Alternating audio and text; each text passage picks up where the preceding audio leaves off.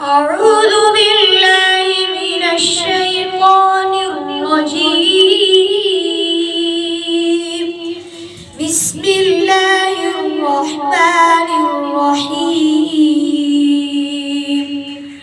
واكتب لنا في هذه الدنيا حسنة وفي الآخرة إنا هدنا إليك.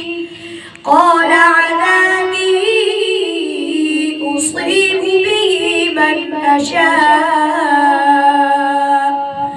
ورحمتي وسعت كل شيء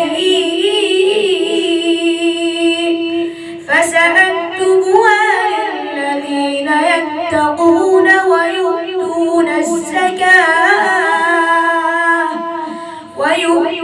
الزكاة والذين هم بآياتنا يؤمنون.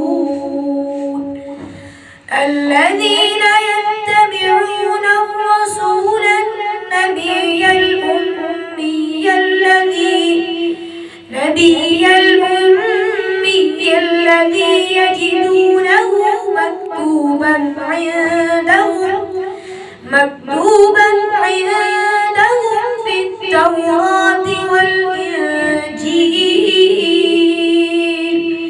يأمرهم بالمعروف وينهاهم عن المنكر ويحل لهم الطيبات ويحرم عليهم الخبائث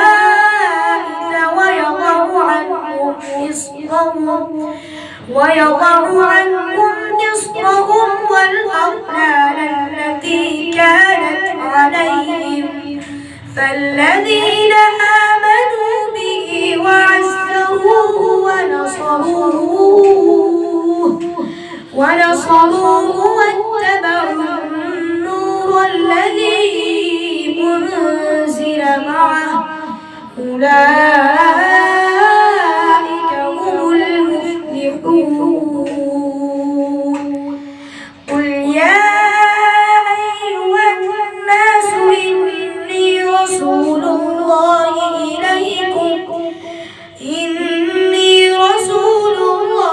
إليكم جميعا الذي له ملك السماوات والأرض لا إله إلا هو يحيي ويميت.